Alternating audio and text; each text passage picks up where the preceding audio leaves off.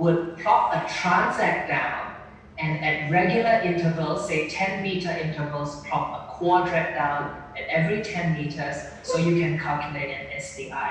The reason why I would do a transect is because you need a transect in order to use the SPECS vegetation classification matrix for mandatory prep 2. Again, we will come back to mandatory prep 2 and how realistic and feasible that prep is to do.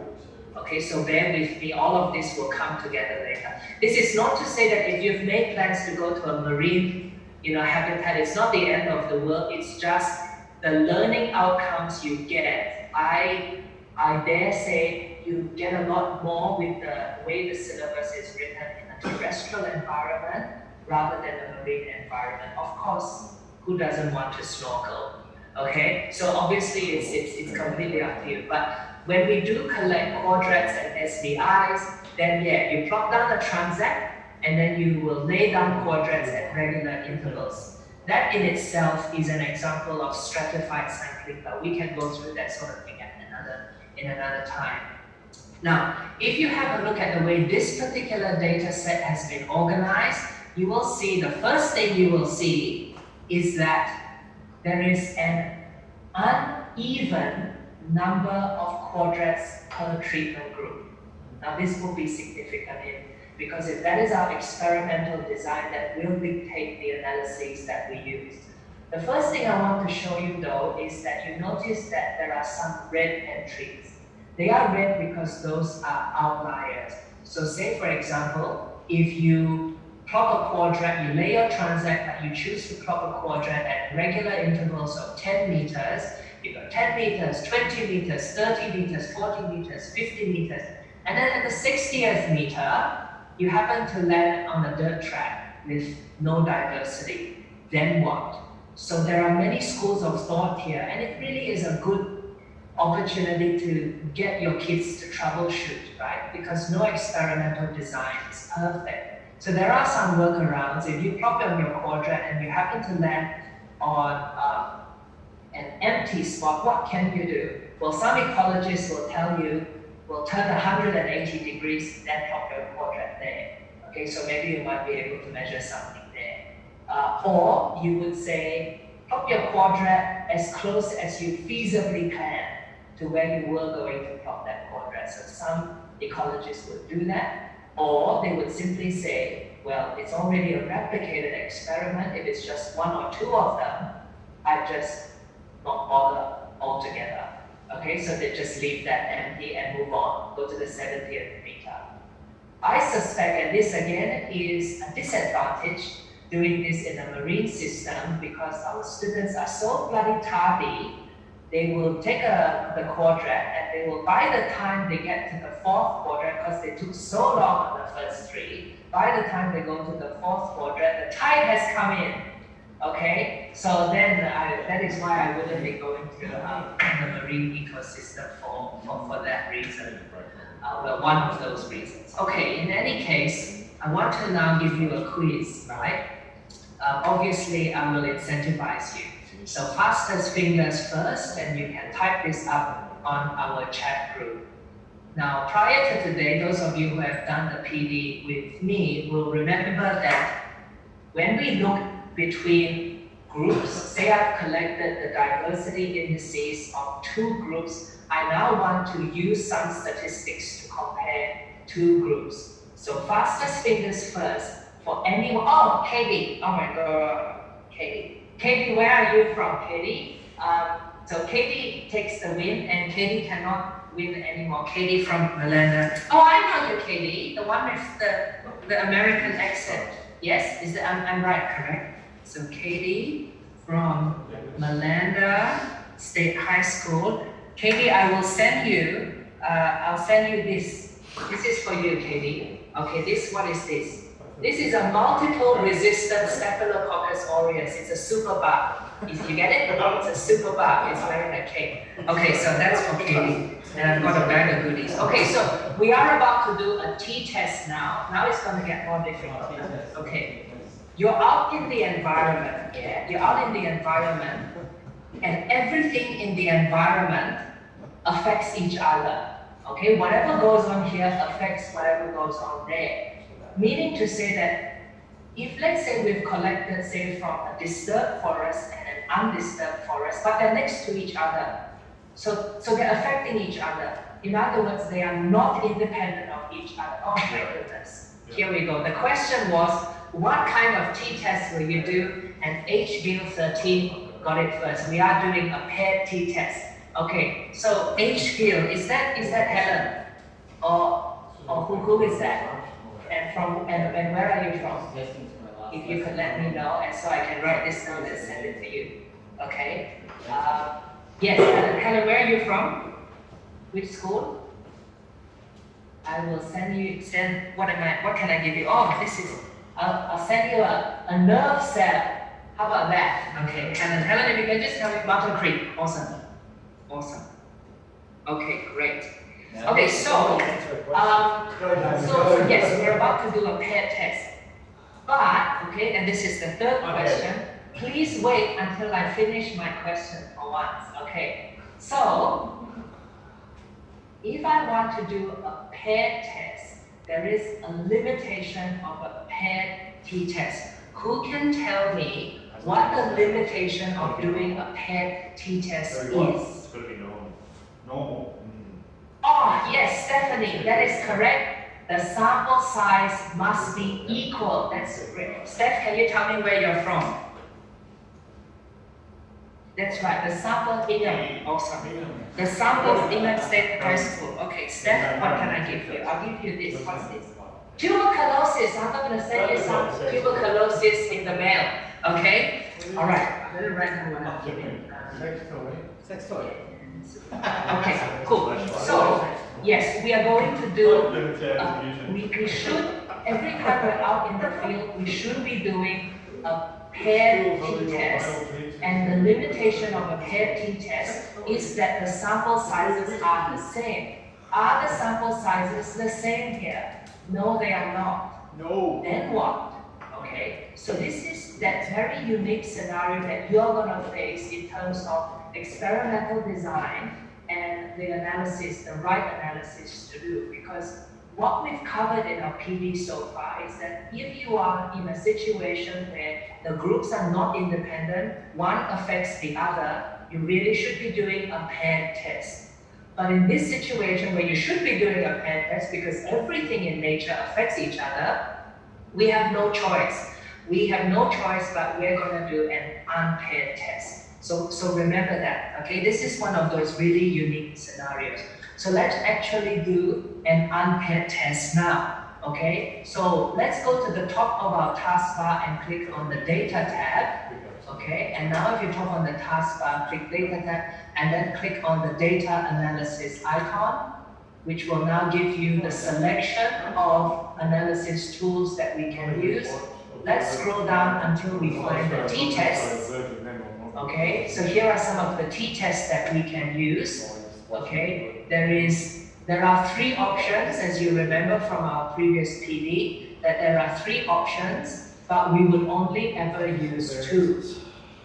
If we are doing a paired t-test, we would be using the first one, and if we are doing an unpaired t-test like we're about to do, we would be using the third option.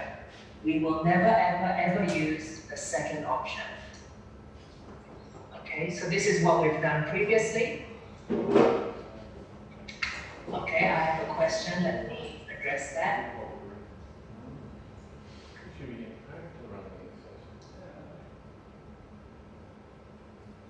Okay, so Galia A, I will come back to you. Brenda, the tool is here. Okay, Brenda, the tool, if you click on the data analysis tab at the top, do you see data analysis at the far right? You should be able to see what I see on my screen. And then you click data analysis, and then it's right at the bottom of the selection. So, Alice Galia, of course, Alice, so I have a bit of a photographic memory, that's why I remember your names now. Okay, Alice, so when it comes, you're not wrong, Alice. So Alice's question is, if you collect data from the same experiment, so if let's say I collected the data of the amount of carbon dioxide produced at this concentration of hydrogen peroxide today, and then I collect it 2 weeks later, you're right, they are not independent. But that is not what guides whether or not we do a paired or unpaired test. What guides whether we do a paired or unpaired test is the question as to whether or not the groups are independent or not.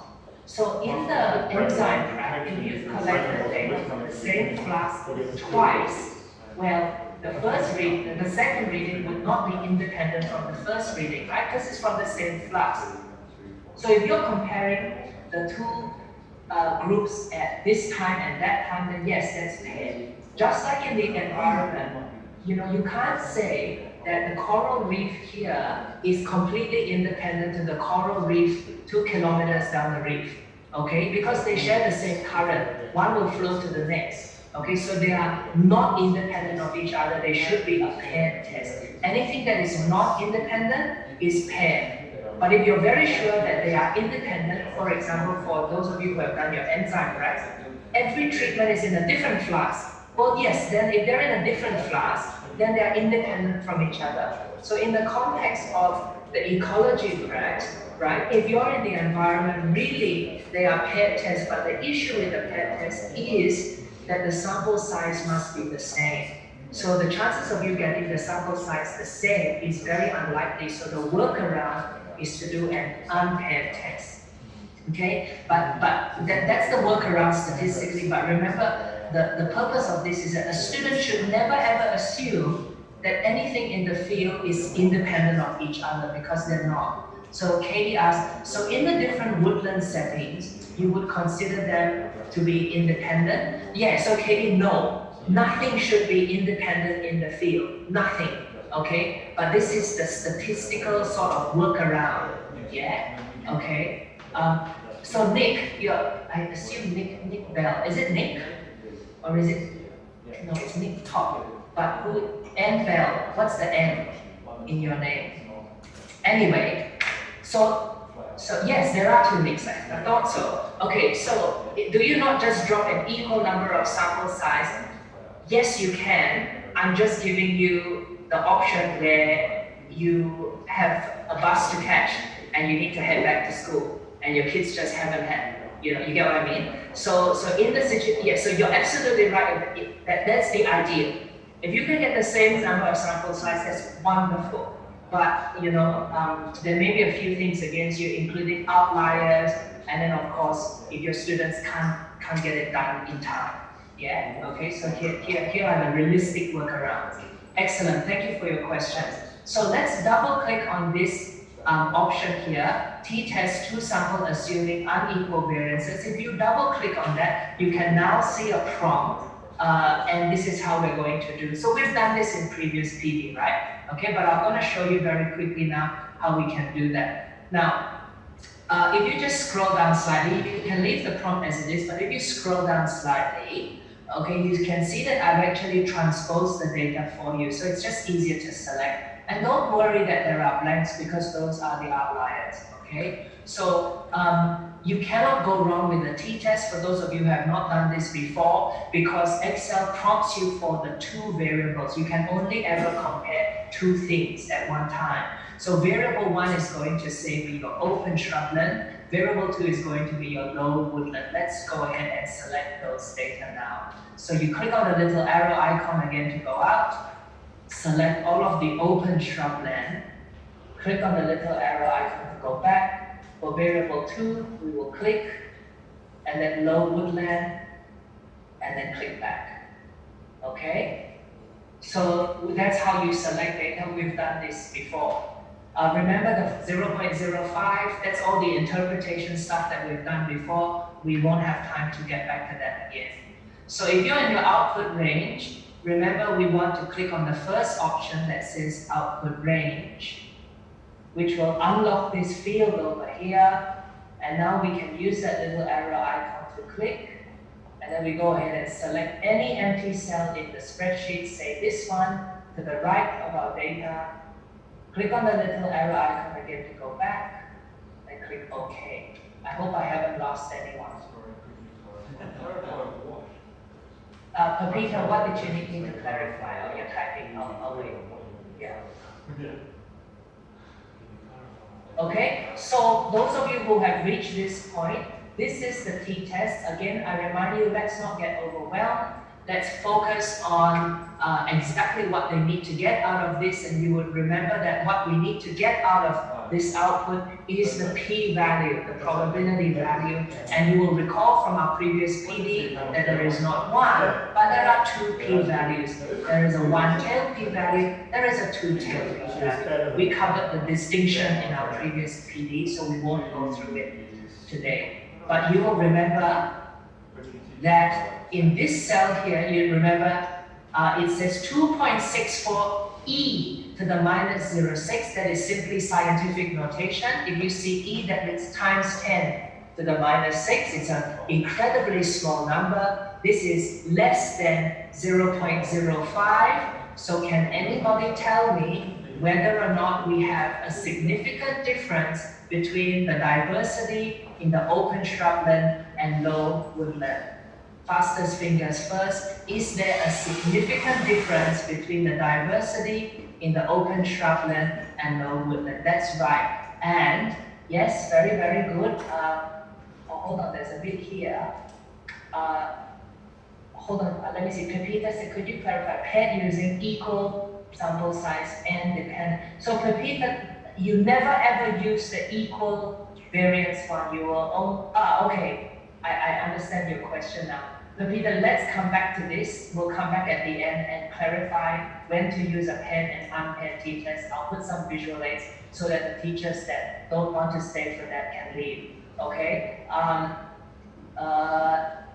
So I'm going to give the prize to S. Roach. What's the S? Is it Stephanie?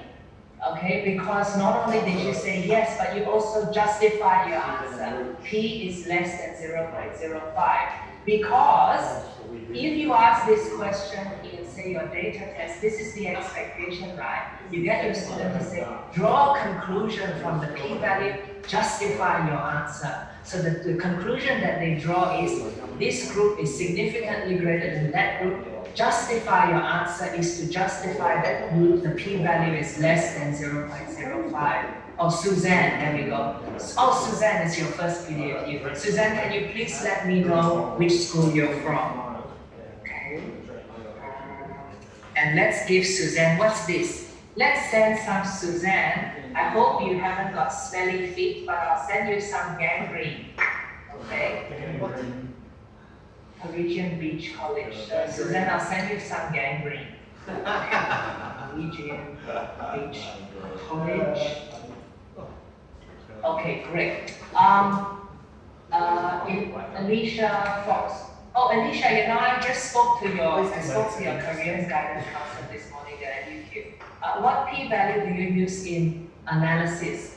Okay, so Alicia, because this is your first PD with us, there are two types, one tail and two tail. Let's save it for the end. Those that don't need it can leave, and then we'll go through one tail and two tail p-value, as well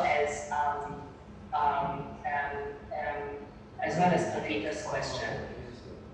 Oh, Sarah, where do I get the plush toys? Okay, they are from a company called Giant Microbes. Okay, it is an Australian. I don't know, I don't think so. But each of them, these giant ones, right? There's lots and lots of them. You can go online, Giant Microbes, right? You buy them online. Each of them are about $14.95. And then there's also a different one where you can get a small one in a petri dish, and there's 3 tiny ones, and it's just so cute. Okay, so you can go and get those. So I wouldn't buy them from Questacon because they will have a markup on them. Yeah, go directly to Giant Microbes. Okay, enough for the sales before they send me some money for commission. Okay, if we go back now. Okay, so remember that's how we do the unpaired t-test. Okay, and then we come to our next challenge, because that was just one t-test. Yet we have 3 treatment groups here. What do we do? Well, if you remember, essentially what we need to do for a data set like this is we need to repeat the t-test, but for the different pairs, because the t-test can only be used to compare two things at one time.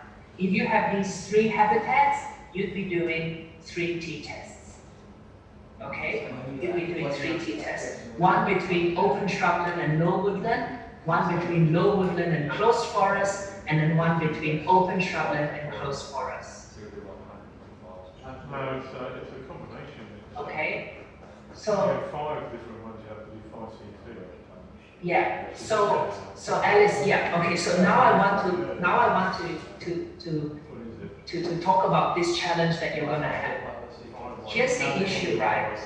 This is a relatively simple data set. The sample size is not crazy big, right? So for each treatment group, no more than 10. That's still quite manageable. And how many groups? 3 treatment groups. That's still quite manageable. You have your high achieving students now that go, oh miss, I want to do 5 treatment groups. I want to do 6 treatment groups. Then what? Okay? So I guess to make things easy for yourself, you really want to really try and encourage your students to make things as simple as possible. The fewer treatments, the better. Then focus on greater replicates, more replicates, and your data is more representative. That's what I would be trying my very best to do. 2 treatments, comparing 2 treatments might be a bit too simple for you, so maybe just do 3. But you see, if you have 4 or 5 treatment groups, then the number of t-tests that you need to do become exponential. But I'm highly appreciative of the fact that there are some students you simply cannot control. Okay? If they want to do 5 treatment groups, they must do 5. Otherwise, their parents will complain. Okay, fine. They go and do 5. Then what is the analysis? What is the analysis? Are you going to do 5 factorial number of t-tests? That, and how are you going to present that, right? So Stephanie, you are absolutely right in that the analysis of variance, the ANOVA, is the actual analysis we should do. Now the QCAA has been very, because all the PD I worked through it with them. So what the QCAA doesn't want to do is overcomplicate things for teachers. Okay? Now, if you're confident taking your kids to an ANOVA, fantastic, that's great. But know that is overkill relative to the syllabus. Okay? All they are expecting is no more than tests and multiple pairs, right? So, if you do an ANOVA, you still need to accompany the ANOVA with pairwise comparisons of the data. Okay, so doing the ANOVA is fantastic, and if you can get your kids to do that, that's great. But I suspect, in terms of feasibility, that's not always feasible for a teacher to do in class. So the workaround really is the fewer treatments, the better. But if your student must do multiple treatments, then remember, this is what you need to tell them. Now, in terms of what analysis to do, go back and think about what your research question is. You want to pick the pairs and run the t-test on those pairs that actually address your research question. Say, for example, they did 5 treatment groups and their investigation was, is there a difference in the diversity between disturbed and undisturbed habitats? They surveyed 2 disturbed habitats and 3 undisturbed habitats. So, what kind of analysis will you do? Pick one of the disturbed, pick one of the undisturbed, compare them. That is the pair to pick that will actually address the research question. They wouldn't do every single pairwise combination because that's overkill. Okay? So that is an extreme example. Remember, in the first instance, we want to try our best to get them to do less, but then more replicates. Okay? Hopefully I've clarified that for you. Are there any questions at this stage about t-tests and the like before we move on to regression?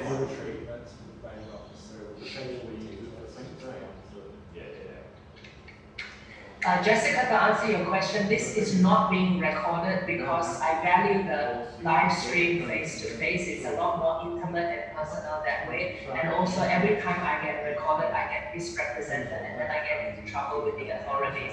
And I've had quite enough of them. So this is not recorded. So Alice, you're absolutely right. Because the p-value is less than 0.0 in this 5 in this case, there is a significant difference. A student needs to be able to articulate that the diversity in this habitat is significantly greater than another habitat, and that would be the exact phrasing: significantly greater than, or significantly less than, or no significant difference. We will start training our kids to write like that, and it's not difficult. Okay, now we move on to regressions. So our very last activity today, if you can click on the next tab, second last activity, but last one for data analysis. If you can click on the lichen data tab, okay, I'll walk you through this data set in a moment, but I have a visual aid, okay, over here, and I'll talk you through it, right? So this is a branch, and it's got lots and lots of lichen growing on it. If you ever, this is one of the suggested tracks, which is something vertical zonation, something, okay? But if you ever get a chance to do it, I highly recommend that you do this suggested track because it's not difficult and you can integrate it into your field trip if you have the time. Lichen also are incredibly reliable, so you get lots and lots of good data from them, and we'll actually have a look at the data set later. I am absolutely obsessed with lichen, and here you see lots of different forms of lichen. You get this the crustose form, which look like these little, literally an encrusting type lichen. You also get these crinkled leaf type lichens, the foliose form, and there's some more further up along here. Now this one's a bit dry, but you can also see some filamentous forms. Yeah, we call them the fruticose type lichen, and it really is quite. Oh, Sarah, yes, I'm liking the lichen lots. Yes, excellent. Okay, so lichen is incredibly fantastic because there is subject matter to be taught here. If you ever get a lichen branch, collect it and bring it into the classroom, because part of your subject matter is to go through symbioses with your students. And you will cover quite a few different symbioses with them. You'll talk about things like predation, mutualism, amensalism, commensalism, parasitism. These are all forms of symbioses that you will be covering with your students. And lichen are a fantastic example because lichen is never ever a single species complex. Does anybody know? Lichen is always a partnership between a fungus and a what? Fastest fingers first. Oh, it's done, man. It's done. It's done. That's correct. It's an algae, but it's not always an algae. Does anybody know?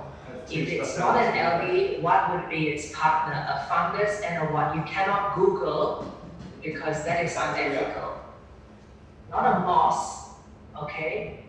Cyanobacteria. Well done, Alice. I probably need to give something to both Alice and who's that? If you can identify yourself. So Alice, we will send you a zombie virus. Okay, Alice. Okay. And Mary Ann Mossman. What can we give Mary Ann? What's this one? We could have won this. We could have won this. Oh, look, a bookworm. Okay, cool, excellent. So those are coming your way. Okay, so this is a mutualism, right? Between the fungus and the algae is a mutualism between, or between the cyanobacteria. That's a mutualism between the two. Here's a question for you. What or how then would you describe the symbiosis between the lichen and the tree? How would you describe the symbiosis between the lichen and the tree? So it's not parasitic because the tree is not being harmed. Okay, this is actually a commensalistic relationship. It's a commensalism because Mick, well done. So I'm sending Mick something. Okay, so it's a commensalism because the lichen benefits. It's got a substrate to hold on to, but the tree is not harmed. Okay, it's a commensalistic relationship. Except if you find the one paper that's out there is one paper out there, it's a UK study that shows that in times of stress, the lichen will release moisture, which the tree then benefits from. But I would argue that that is not a mutualism because that is not a direct association between the two organisms, and symbiosis is the direct interaction between the two. Mick, what's this? A little Leishmania is on its way to you. Well, that's a real Okay. effect for that one, isn't it? What was that? Okay, so now You missed my art. I just wanted to say one thing before I show you the data and how absolutely useful a lichen stick is, because as we have just done, you can teach content. For your high achieving students, they will totally appreciate that. And then for your low achieving students, you can whack them with a stick. See? It's multi-purpose. Okay, I know that you're not allowed to do that here. And we're also not allowed to do that in Singapore anymore, which is a shame. But anyway. Okay, we come back now to our Excel spreadsheet. Okay, now let me walk you through the data. Again, like I said, this is not difficult to do because this is distance from the ground here, okay, in column A, distance from the ground, okay? And, assuming your tallest student can reach 2.4 meters, that's not unreasonable. Now, what you can do is that at these regular intervals, you take the circumference, okay, just get a measuring tape, you take the circumference of the tree, and then you can calculate the distance that's occupied by this type of lichen and the distance that's occupied from that type of lichen, and you can use this to teach percentage cover, which is part of the subject matter. Okay, so that's how you can calculate percentage cover. Okay, which is basically taking, say for example, percentage cover crustose is as simple as taking the distance of crustose lichen divided by the total circumference, that's your percentage. Okay, easy, right? Okay, hopefully none of this is confusing. Such that you now have one column of percentage of crustose, one form, and then one column of percentage crustose, folios form. Okay, so line them up like this, and we're about to do a regression. So let's go for it.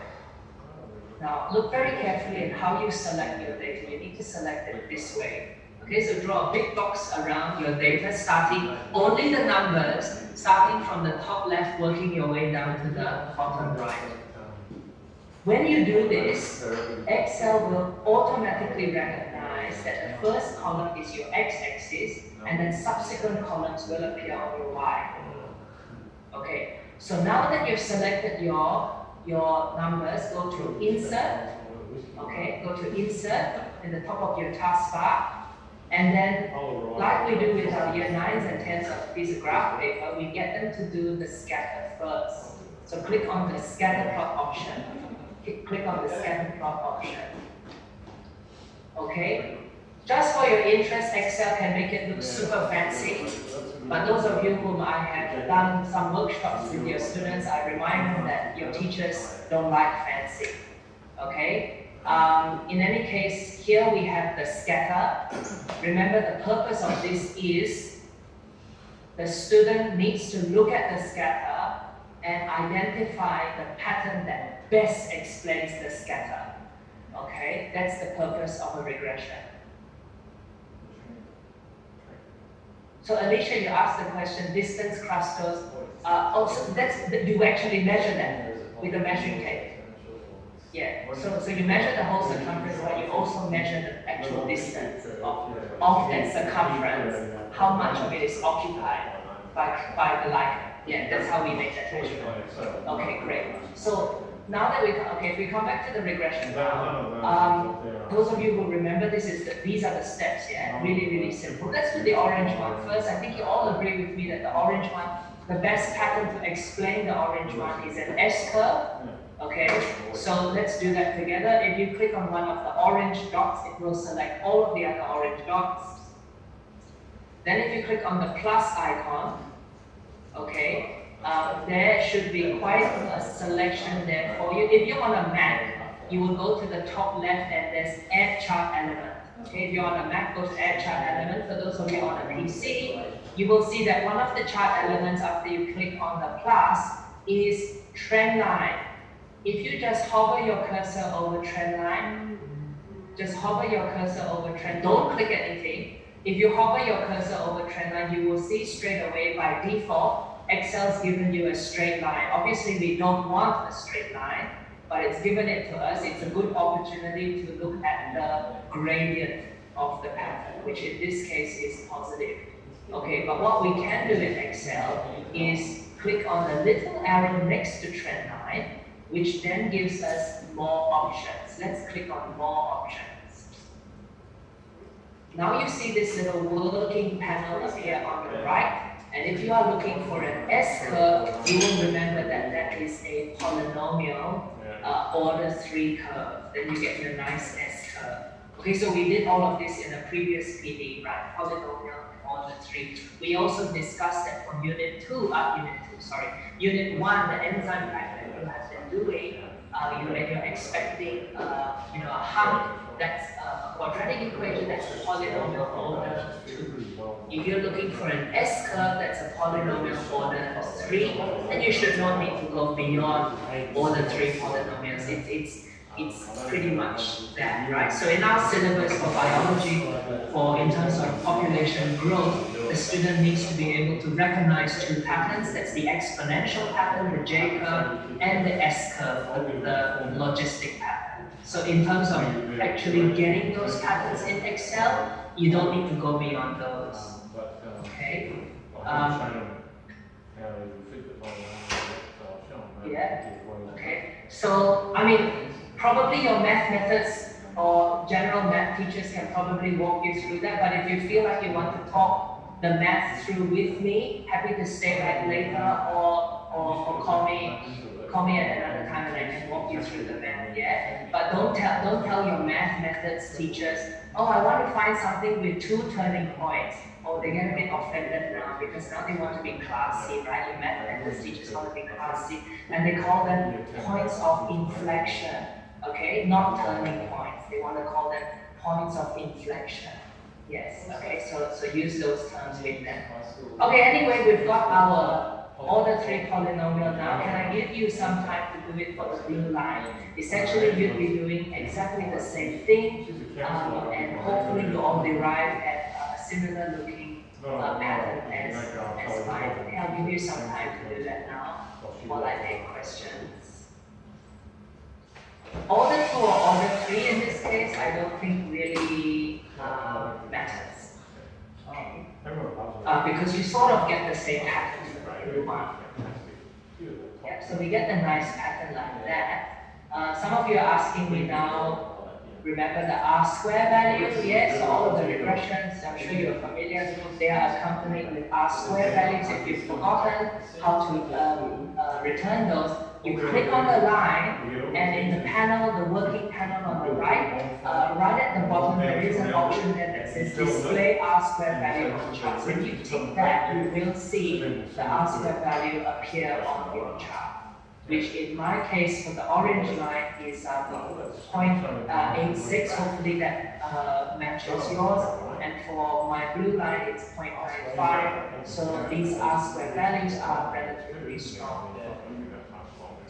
So yeah, I think Atherton State High School. So you're saying that order 4 looks more accurate. Should we use it? Thank you for that. So just so we're all on the same page, for those of you who say click on the orange line, okay, this is at the moment it's a polynomial order 3. Let's increase that to 4. You increase that to 4. Okay, in that case you wouldn't because the R square value goes down. Okay, so the strength of the relationship. Oh wait, what did I do? Sorry. Increase it to 4. Okay, so order 3 is 0.86. Look at what happens when we increase it to order 4. The curve looks a bit better, and the R squared value numerically becomes stronger. I guess to answer your question, as if I have a mathematician hat on, I would say yes. You would do a higher order curve because the resulting R squared value gives you a stronger relationship.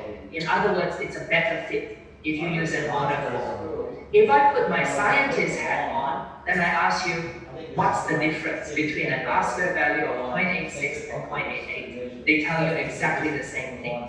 If I put my teacher hat on, then I need to ask myself, what can I do that's reasonable with my group of students that won't confuse them? So obviously, if you've got a class of biology students that happen to also do math, then yeah, if they can understand fourth order polynomials, that's great.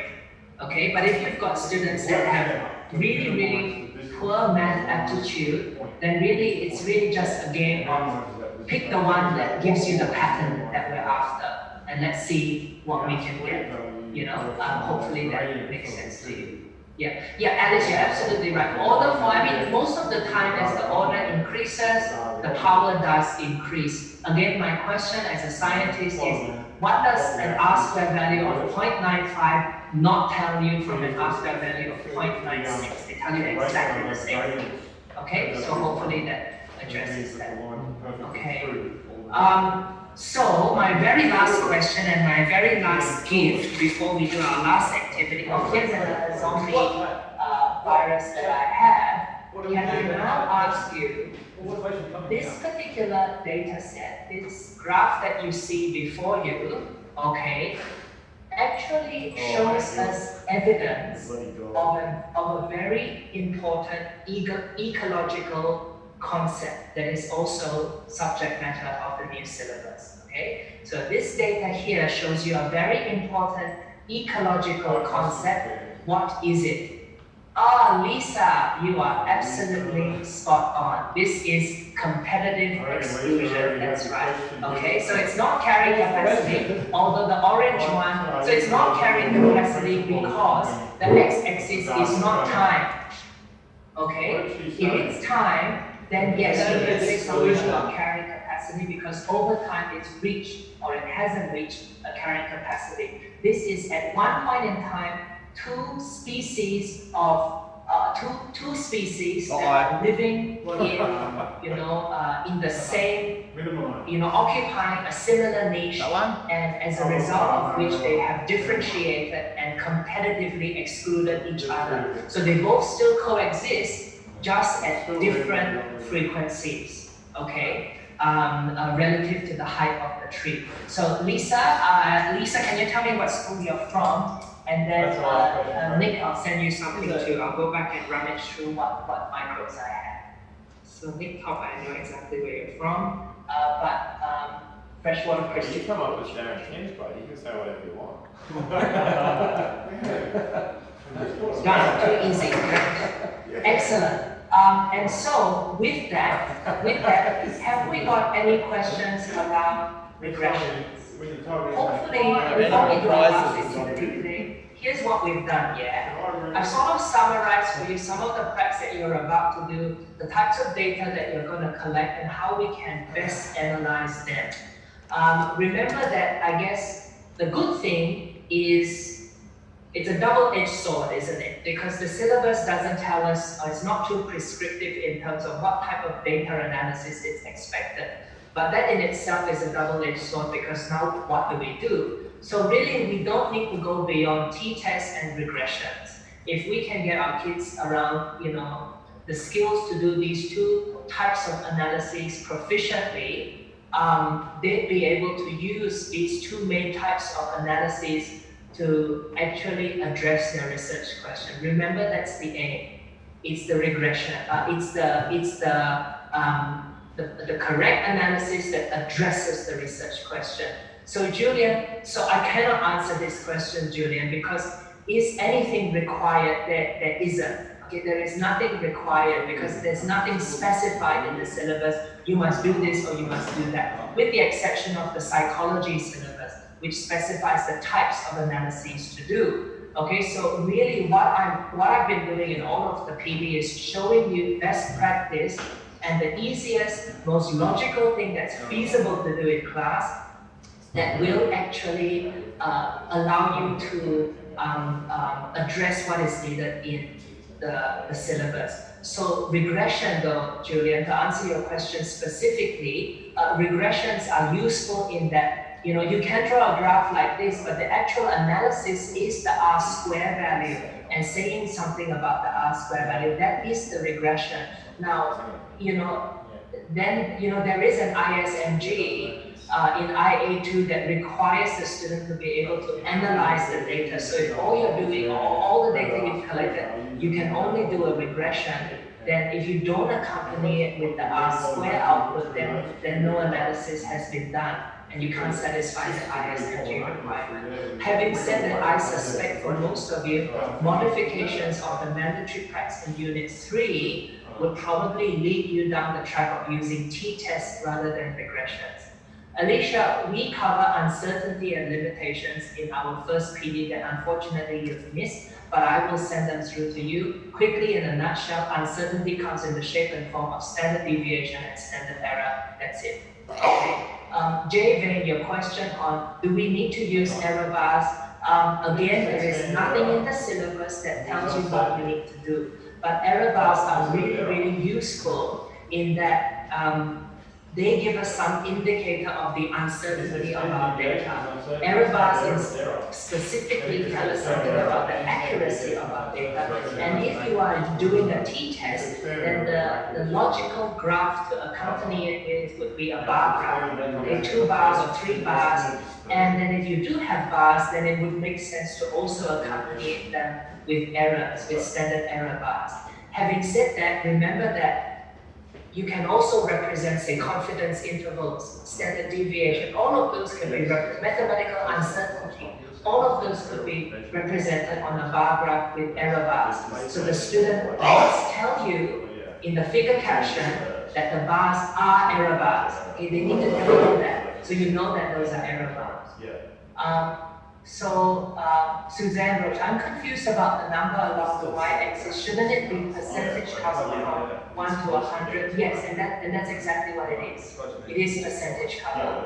Okay, we just haven't got to 100. So it is percentage cover.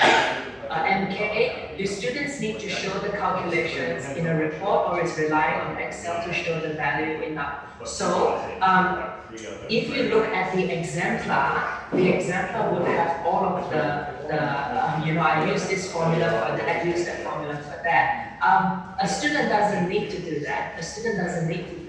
I mean, I would say that if they are doing, say, a diversity index, I think it's reasonable that we expect them to tell us that they use the Simpson's diversity index and that there is an accompanying formula. I think it's not unreasonable to expect them to tell us and report the formula, right? What I don't think is necessary, okay, if they use the data analysis tool as we have, there is then no need to say, oh, I use this formula in Excel, or to calculate mean, I use this formula, to calculate standard deviation, I use this. There's no need for that. All the student needs to do is just say, I am able to perform a data summary that calculated mean, standard deviation, standard error, and I perform all of my t-tests using the Microsoft Excel toolpath, full stop, done. And that's good enough. There is nothing in the ISMG that requires a student to go into that amount of detail. Okay, I hope that clarifies things for everyone. And now, the grand finale. And so, I am conscious of the fact that IA1 and IA2 are due for endorsement in August, which is why we're having this meeting now. Okay, hopefully what we've done today has been useful in some shape and form for IA2 in your preparation of IA2. Now let's talk about the data test. And there is only one exemplar that's been given. Of course, there are lots and lots of other exemplars from across the various science syllabuses, but there's very little synergy between them. So, well, I mean, I shouldn't have said that. You know, the marine science and the earth science and the biology syllabus and the ag data test, you can see some parallels and you learn some skills from interrogating those data sets. I am, however, conscious of the fact that as teachers, you rarely have the luxury of time, and so I thought I'd write some data test questions for your consideration. So I'm going to show those to you now for your consideration. My plan is, where are they? here, and I'll show you what I've done. And my objective is twofold. One, I simply want to show you other variants of data, other variants of stimulus that we can use in the data. The second motivation behind doing this is that maybe you're just at the point in time where you're missing that one question or those two questions in the data test. Hopefully you'll find them in here. So I'll walk through my thoughts with you here. Hopefully you can see my sample data test here. And I will walk through with you my thoughts. And I am giving this to the math teachers in the last week of this term. So at the end of week 10, I will circulate a final version of this with annotated answers for your consideration. I'm a bit hesitant to send you a copy now. I want to add a few more data sets to make it more robust. So there are 3 data sets that we'll cover right now. I want to say a few things, and this is in consultation with the authorities. Hopefully I can alleviate some concern. It's just 2 things. One, there is this misconception that you need to design your data test around the practice. That's not true, okay? Data comes in many shapes and forms, and the objective of the data test is to assess Unit 3 content. So the data test does not have to be a stimulus around Unit 3 pracs. Meaning, because if there is Unit 3 content that you can get data from and put that into a stimulus, then by all means do that. And say for example, cladistics, cladograms are a stimulus. That's data, right? You can have a cladogram as your stimulus. Energy transfer chains, food webs, that's all data, in a visual form. That could also appear in a data test. It doesn't have to be an interpretation of the fact. Absolutely not. It's also to remember though that this is going to be something that the endorsers are not going to pick up. The endorsers don't know what you've done in class. So remember that when you write a data test, remember that the stimulus should not be entirely foreign to your students. So if you've not covered standard deviation and standard error with your students, well then that shouldn't be in your data test. Although I would argue that you should have covered those 2 things. Okay? But you get the point. If it's not something that you have covered in class, then it shouldn't be in the data test. Remember that this is the reason why it's an internal form of assessment, because you judge the demographic of your students and what you've covered in class with them. So again, this is something the endorsers might not pick up. Now, the other thing, and this has been a lot of discussion, is whether or not you can submit your data test in color, whether or not you can have stimulus in color. Now, the quick answer is yes. Okay? If you want to add a stimulus in color, by all means go to do that. Again, remember, this is why it's an internal form of assessment. You make the judgment. But I will remind you of a few things. It's not equitable to put something in color if you've got students with color deficiencies. Okay? If you've got students with color deficiencies, then they will struggle with color, right? And don't forget that when you submit something and it passes endorsement, then that data test that you set is valid for 3 to 4 years, right? You can actually use the same data test in the years to come. In other words, if you have a class without color deficiencies this year, who's to say that you don't have subsequent years where they do have color deficiency? So just think about that. Just think about that, okay? Remember, yes, you can, but certainly at university, when we set exams, we try to do color to accommodate everyone. Okay?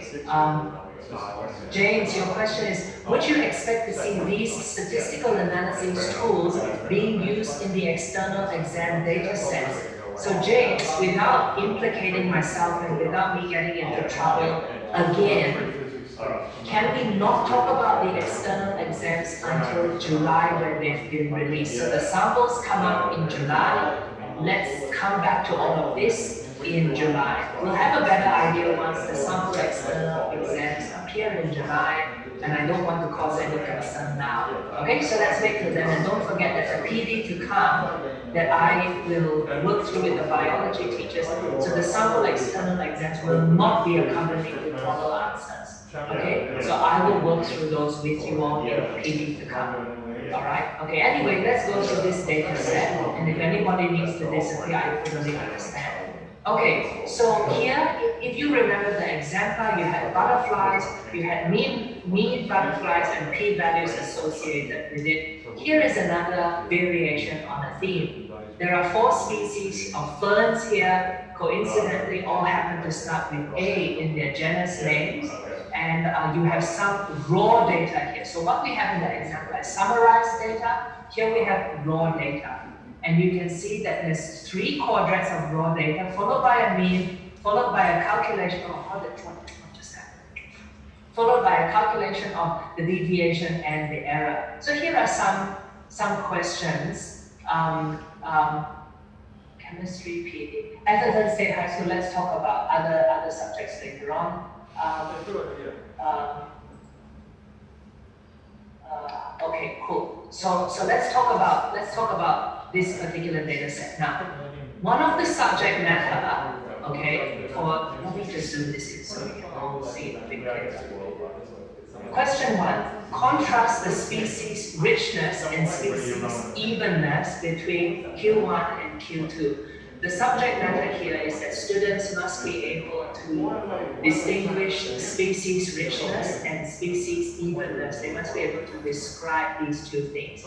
Richness is the diversity, evenness is the abundance. So this question is assessing a student's ability to go, okay, quadrant 1, the richness is 3, because there are only 3 things there.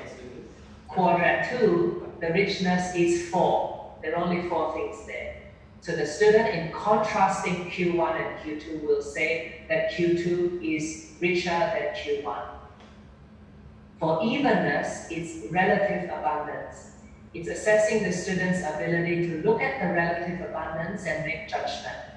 In my mind, the student will go 27, 23, 0, 1, 11, 12, 3, 2. In their mind, they should say, well, that's relatively even. So Q1 and Q2, the evenness across the 2 quadrants is about the same. In an extreme scenario, if we compare, say, Q2 and Q3, then you've got numbers like 23, 31, 12 and 6, 2 and 28. Then you would say that the evenness between Q2 and Q3 is different. Okay, that's what you would say. Should our data test use the word abundance or evenness? If you want to align with the syllabus, I would be using evenness because that's what's in the syllabus. Meaning to say we are expected to teach those terms, richness and evenness, but that the student needs to be aware that in terms of measuring biodiversity, that's diversity and abundance, and then the student relates that diversity relates with richness and abundance relates with evenness.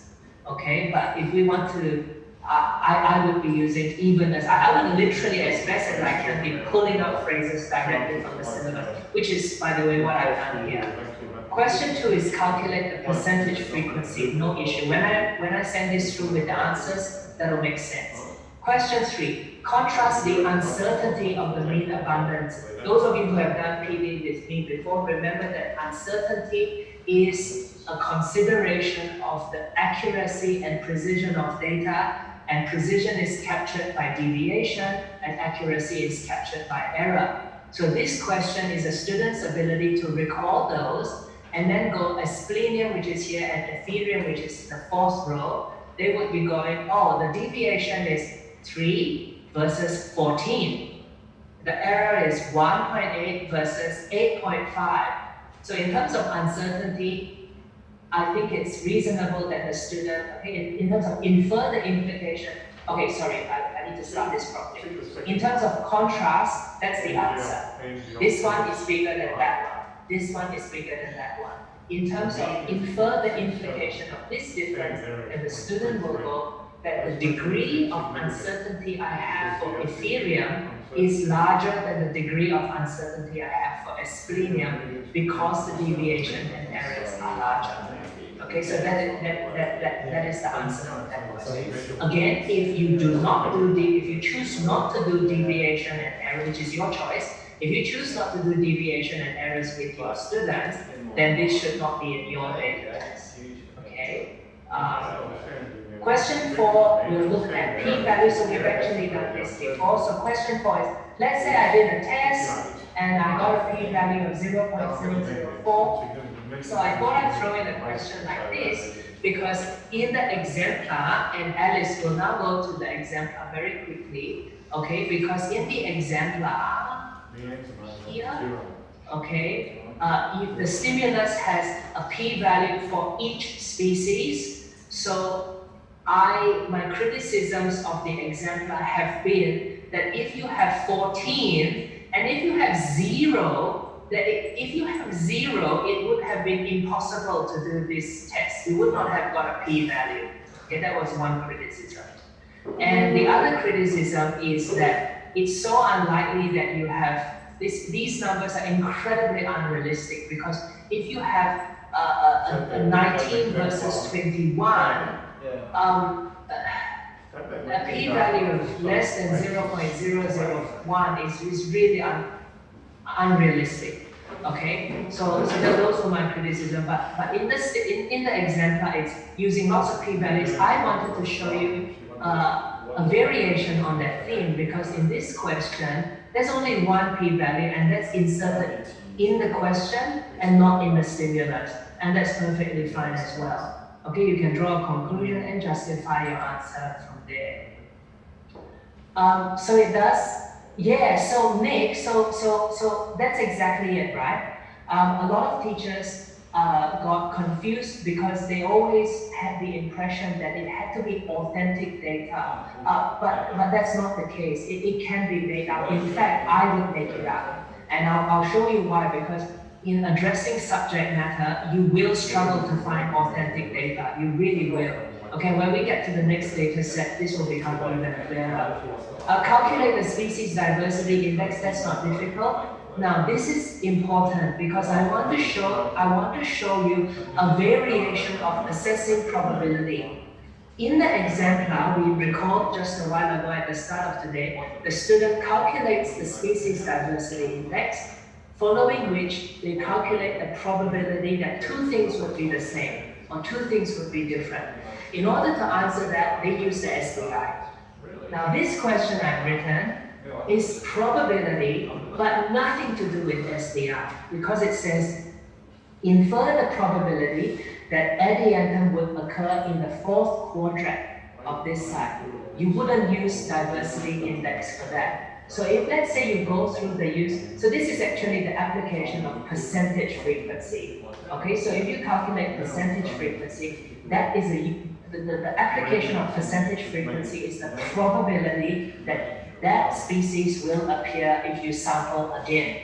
That's why we calculate percentage frequency. Okay, so if you calculate percentage frequency, and so if you do run through this in classwork, that can be used to calculate the probability of finding this species in the environment. Then you could use a question like this. Okay, hopefully that's given you some ideas.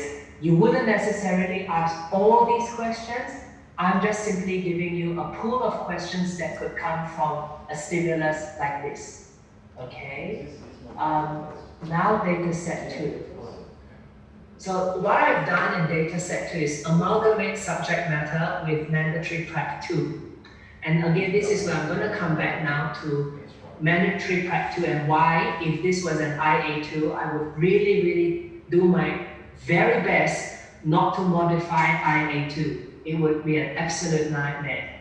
Okay, so this is an example of some stimulus around a species. It's the yellow-footed rock wallaby. There's a picture of it here. Oh, so cute. Okay, it's this one.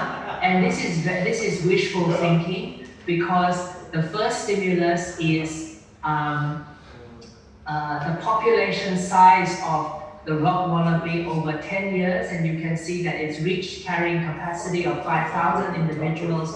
And this is wishful thinking because I can almost guarantee you that this species will be extinct in the wild within the next 10 years. There is no doubt about that. So this is just some wishful thinking. Anyway, the stimulus tells the student that a yearly mark recapture effort was done. The initial number was 300 marked individuals, and here are some stimuli. Here is the population size over 10 years, very, very easy. There's some further information here. 100 individuals were captured each year for sampling.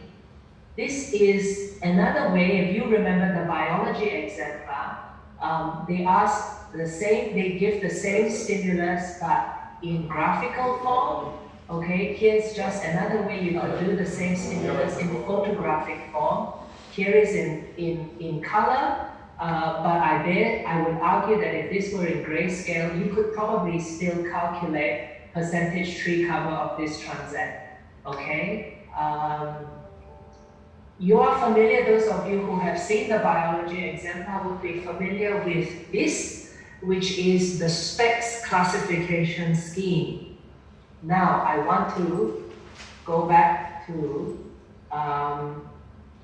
okay, so this one is easy, right? We know how to work through it. If I can identify the dominant strata and calculate percentage cover, then I can classify this system as low woodland or tall dense shrubland. This is not difficult, right? So those of you who have done the exemplar would be familiar with this. But here I want to show you the challenge with mandatory prep. Where is the syllabus? Oh, it's back there. I shouldn't have closed that. Okay, so I just want to show you this, yeah? Okay, where is it? Okay, here we go. So the mandatory prep is using blah, blah, blah, blah to classify an ecosystem. That's the cognitive verb. Classify an ecosystem. With the matrix we saw just now, the specs matrix, that's easy, right? You pop in this value, you pop in that value, you see where they match, you classify the ecosystem. Congratulations, it's a rainforest. Okay, something like that. Okay, so that's easy. That's what you can do. Now, here's some guidance. You could use the Holdridge Life Zone classification scheme. Actually, yes, let's go with that. The Holdridge Life Zone classification scheme is similar, that you plop in the data here, you plop in the data here, and then, congratulations, you're in the desert. Okay, the problem is this. The data you actually need to use the Holdridge Life Zone classification scheme is precipitation and something called evapotranspiration rate. How do you calculate precipitation and the field trip?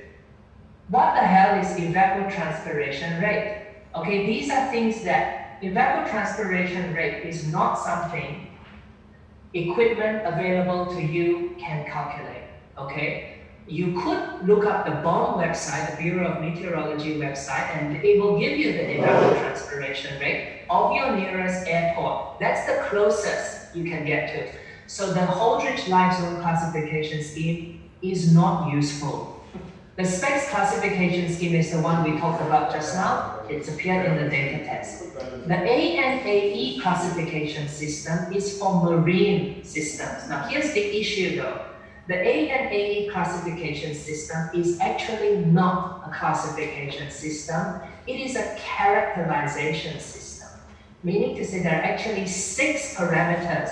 You go up, you measure something about the salinity. Then you classify the marine ecosystem based on the salinity. Then you look at the biota, you classify it based on the biota. Then you look at the gradient, you classify it based on that. There are 6 parameters, and there are essentially 6 characters that will come out of an ANAE classification system. Meaning to say, in my mind, this doesn't actually address the subject matter of classifying an ecosystem, okay, and it really is a bit too comprehensive and hard to do. Again, this is also the reason why I wouldn't be taking my kids out into a marine environment, okay? Because how do we classify a marine environment? Oh, the water tastes salty. It must be salt water. Oh, there's a coral in here. Coral reef. Whoa. Oh, there are mangroves. Oh, that's a mangrove. I mean, what else can you do, right? So that to me is classifying a marine ecosystem. Not to throw any shade at all to the marine science teachers, but you know, it doesn't get simpler than that, right? Okay, so in terms of addressing subject matter, it's going to be a real challenge.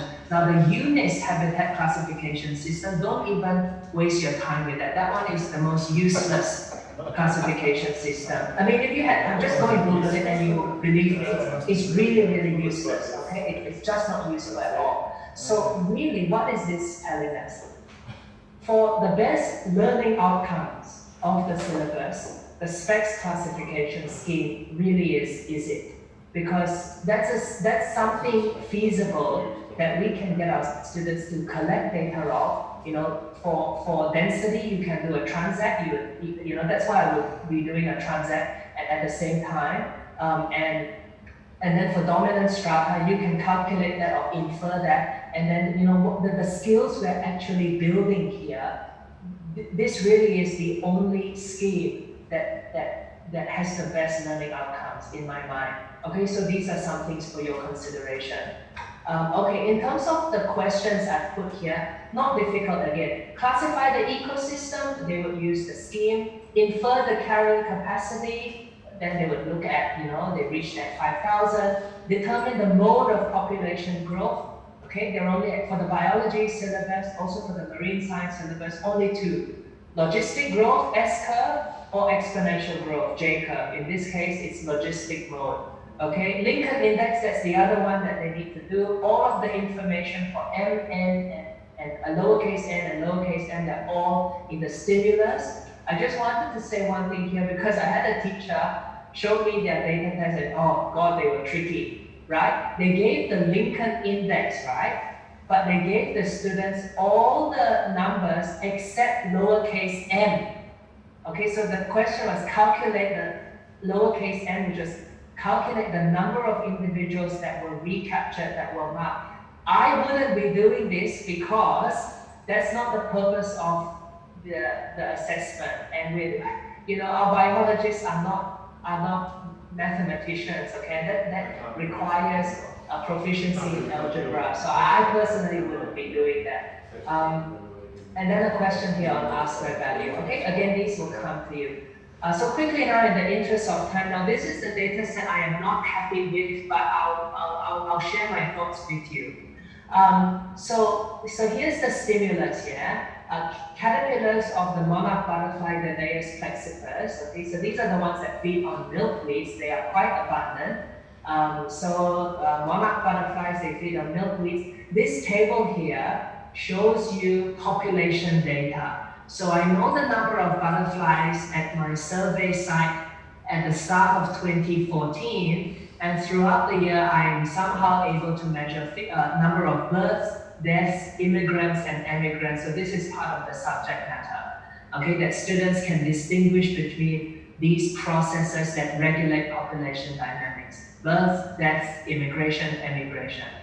So these are numbers that are actually not unreasonable because you can actually collect information on butterflies using mark recapture techniques as well. Okay, and notice there's a blank because that's going to be one of the questions. This part of the stimulus here shows you, now this is the only one that's authentic. I pulled it out of the source, and it shows you the number of eggs that female butterflies have laid on 6 different species of plants, 6 different milkweeds.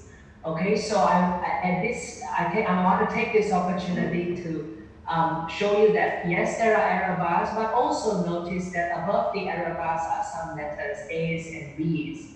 And it's part of the figure caption here that tells them what those letters are, because it says that the different letters above the bars indicate statistically significant differences, meaning to say, if you compare A and A, there is no difference. If you compare A and B, there is a significant difference. If you compare B and B, then there is no difference.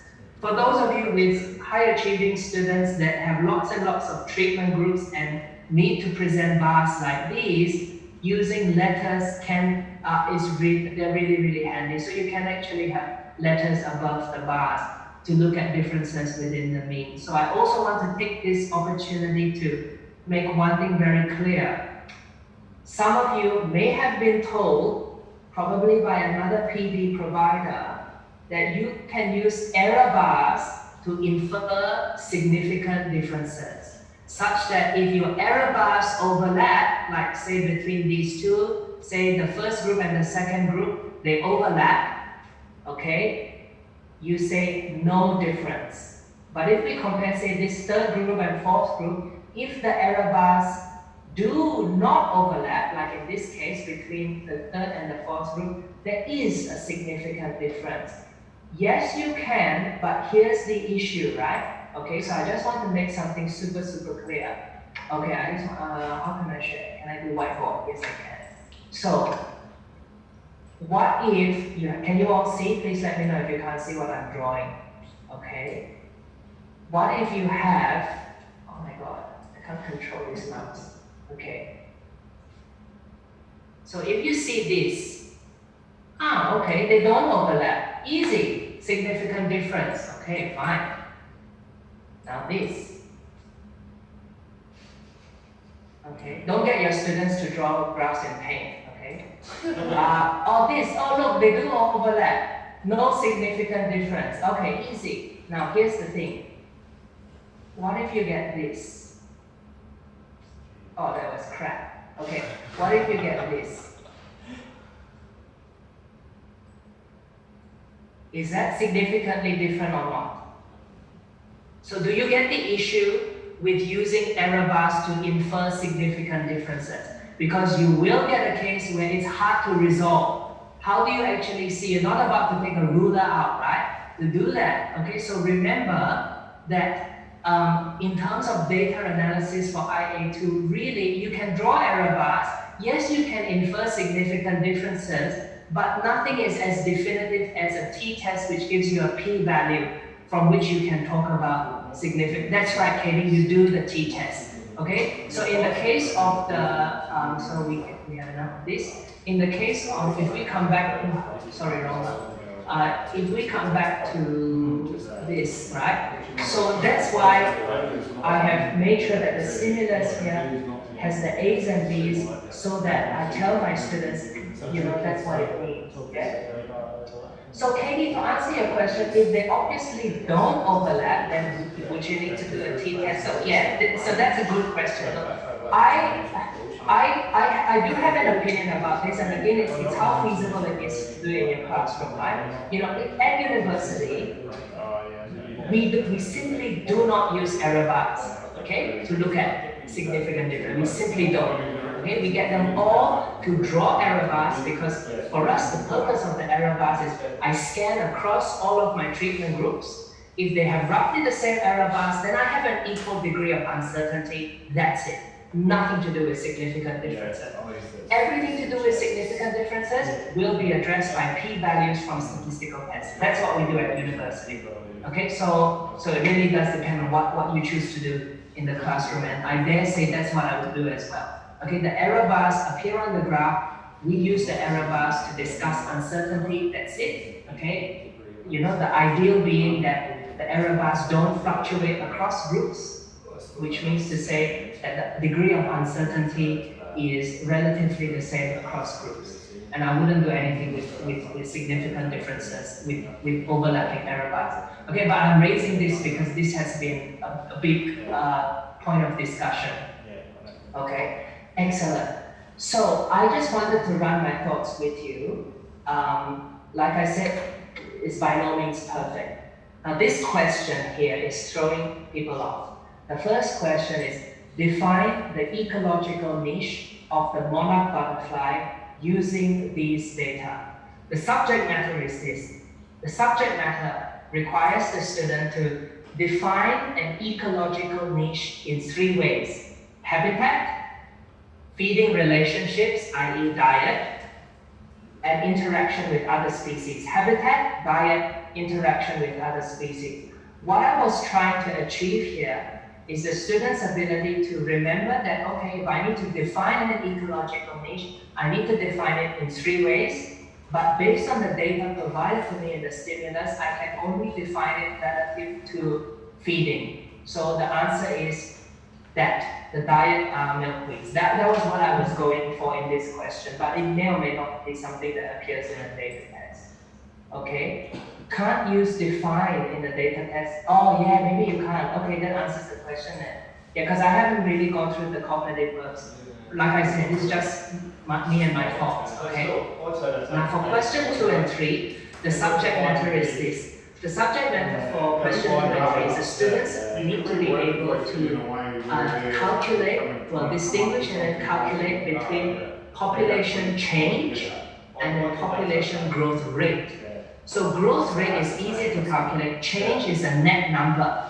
Okay, so what's the population size change? So that's easy, right? So to calculate the population change, that's easy. You just take the population of the year before, then you add the births, subtract the deaths, add the immigrants, subtract the emigrants. Okay, so you possibly also want to include the formula for their students because there's no recall. Katie, you can definitely use classify for the CV. You definitely could. Oh, but I don't know if I can use classify for this question. I think the word classify is a bit. You can't use classify in this context. I don't know. So J base 13 you probably would need to give them the formula because NT plus 1 equals NT plus B minus D plus I minus E. That's not a formula in the syllabus, but that would be the formula we need to calculate population size change, and that would be the formula I would add to that because the students are not expected to remember the formula. Okay, so essentially that's about it. I had another idea for this particular data set. If those of you who do cover energy transfer chains by this time, you could probably add another stimulus of energy transfer chains between the various life stages of a caterpillar and ask some questions about it. But there are just some ideas. I'll tidy all of this up and send it through to you all. Determine, yeah, you could use determine. I need to check the CVs, don't quote me yet. So that's something we can all put our heads together down the track. Excellent. So with that, I'm open to questions now. We'll have some time for some questions. I really hope that it's been useful. Like I said, this data test is not something that I'm going to censor until the end of June. I'm assuming that most of you are going to start writing and finalizing your data test over the holidays before endorsement. So I thought now is the good time to have this PD. Okay, so if you have any questions, I welcome them on the group chat. And then those of you who want to stay on briefly so I can walk you all through one-tail versus two-tail tests, as well as independent and non-independent groups. Simon, the question you have, is it okay to have 2 separate data representations for the one data set? Absolutely. You see the example that's also in there. Jay, so you're off the Lady Elliot Island, of course. Such a beautiful place. How could you resist? What would you recommend as a marine student experiment research question? Now, is this in the context of biology, or is this in the context of the marine science syllabus, which is a can of worms? Hopefully it's in the context of biology. Combined, okay. Let's just talk about biology. I don't want to intricate myself. So if you're going up to a marine environment, dare I say that if you're out at lake, surely there are trees. Surely there are trees there. Yeah. I would do mandatory prep 2 using the trees that you've got, yeah? Okay. In terms of modification of species diversity index, you can do lots of species diversity index stuff on a rocky shore, lots of or tidal pools, okay? And birds, absolutely. So birds for species diversity index, birds are a tricky one, right? Because they're moving all the time. So that's going to be a tricky one. But it's not to say you can't do anything. Now, in terms of modifying the cracks, here are some suggestions. You could look at whether or not diversity changes relative to the distance from the shores. Okay, that's a modification of mandatory crack 1. Meaning to say you would set up your quadrant perpendicular to the shore, and you would have fixed distances from the shore that you calculate, you get a diversity measurement from. The analysis is a regression. Or you could do a modification of mandatory crack 3 and look at, say, one side of the island that is more disturbed than the other, or the substrate is different. I'm not familiar with Lady Elliot, but let's say you have a rocky type substrate and then a sandy type substrate, then you can certainly be doing that as a modification of mandatory practice 3, and then calculating lots and lots of diversity indices and then comparing those with a t-test.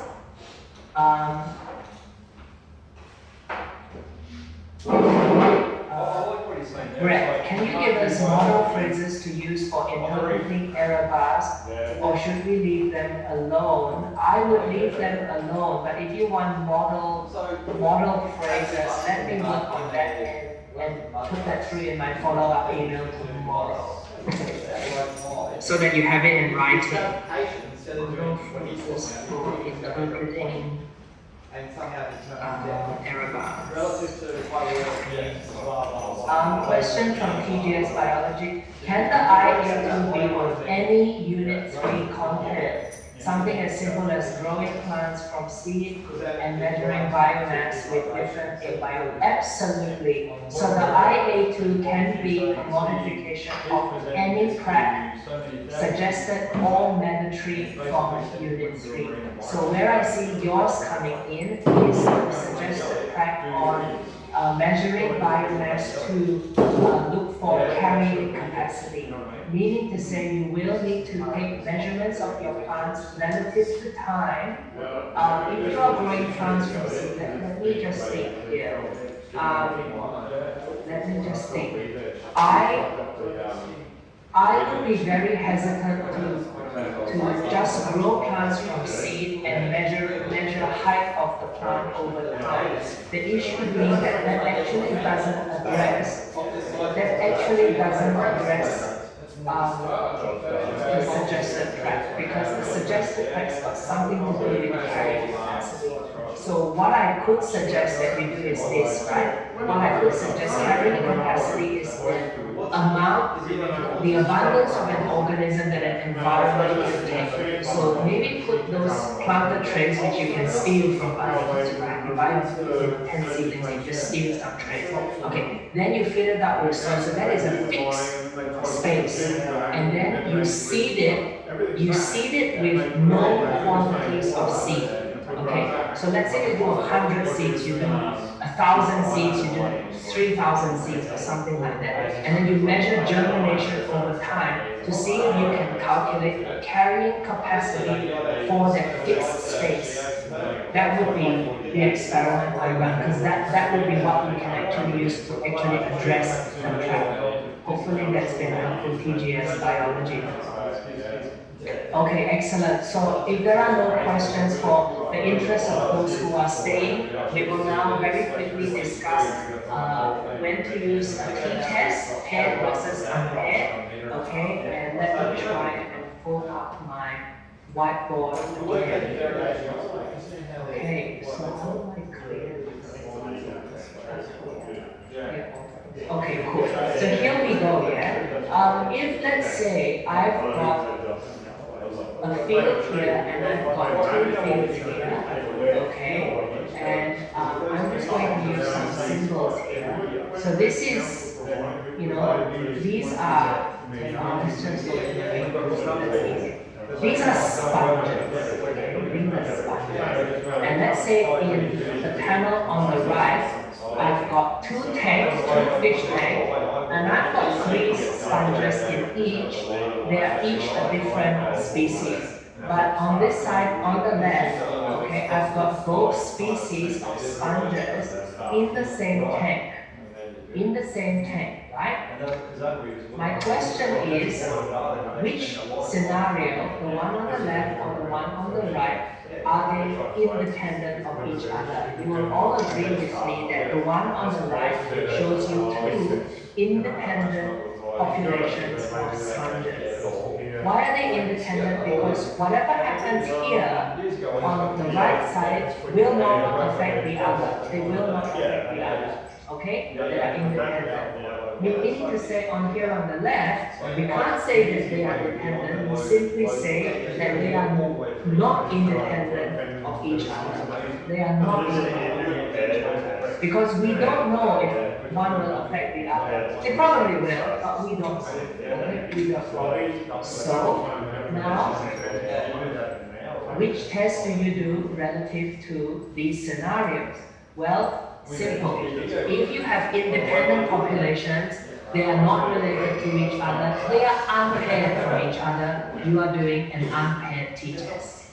If you have non-independent populations, they are related to each other in some way, they are paired to each other, we are doing a paired t-test. Okay? That's what we're doing. Okay? So this distinguishes when we do an unpaired and paired t-test relative to whether our groups are independent or not. So far so good, yeah? Which is why just now, when I described some of the challenges in the field, everyone identified that in this case on the left, this is the field, right? Everything in the field affects each other. Okay, that's the side on the left. And so meaning to say that when you're collecting data from the field, every treatment is going to affect every other treatment. That is a paired t-test. But the issue with the paired t-test is that the sample sizes must be the same. That's the only way a paired t-test would work. So now let's talk about one to two test in Excel. One is a one-tailed and one is a two-tailed p-value. Although there might be a question that's important before we do it. Okay, so one-tailed and two-tailed, you will find these two p-values. The question is which is which. Now this is beyond the syllabus, but here's the thing though. If our students use Excel, they're going to ask you, Miss, how come there are two p-values and one is one-tailed and one is two-tailed? When do we use which? The textbooks do not do it right by you because some textbooks simply say, oh, just use a two-tailed p-value. That's horrible. Okay, so here's the distinction. Let me ask you this question, okay? Let me ask you the question. Let's say the question is, am I irritating? Yeah. Okay, that's my research question. Am I irritating? So am I interested to know whether or not I'm irritating? Or am I interested in how irritating I am? Am I interested to know whether I'm irritating or am I interested to know how irritating I am? Very, very simple. I'm actually interested in whether or not I'm irritating. That's the question. It's a linguistics thing, yeah? I'm interested in whether or not I'm irritating. Yes or no? Two possible outcomes. That question had two possible outcomes. If that's your question, you are looking at a two-tailed test. Yes or no? Is there a difference in the enzymatic rate at high and low pH? Two possible outcomes. Yes, there is a difference, or no, there is no difference. That's a two-tailed test. But any of you that follow me on Facebook will know that I am an irritating person. So maybe there's already an expectation of how I will behave. Now the question is, how irritating am I? How irritating am I? Meaning to say, there is already one expected outcome. We're now investigating the extent of that outcome. So, if you have one expected outcome, that's a one-tailed test. Hopefully that clarifies things for you. Oh no, it overlaps. Sorry about that. So let's say your question is, your student asks, Oh, but miss, you already told me that at higher temperature, the enzyme rate is going to be faster. So my research question is, does enzymatic rate increase with increasing temperature? Does enzymatic rate increase with increasing temperature? There is one expected outcome. I'm now verifying that. That is your one-tailed t-test. Okay, so hopefully that distinguishes one-tailed and two-tailed tests. Yeah. Yeah, absolutely. Yeah, Darren, to answer your question, no problem. We'll figure something out. Yeah. Okay. Thank you all very much, and hopefully that's clarified things for everyone. So I'll just hang around for another couple of minutes if anybody has any further questions. I will follow all of this up with an email along with a feedback form with which you can complete. That will then lead to your what's this? PD certificate. Yeah. Thank you very much, everyone, and hopefully you've enjoyed the support from us. Yeah. Emmaus College, yes. I'll see you in Rocky in August, and I also met your career guidance counselor this morning. Yeah. Okay, awesome. The next PD, right. So Suzanne, yeah, we're really sorry that you couldn't get to previous versions of the PD. UQ is not legally allowed to contact you unless you're on our database, which is why it was word of mouth. I will, in the feedback form that you will get from this, there is an option for you to tick, giving us the permission to contact you for future opportunities. So from this point forward,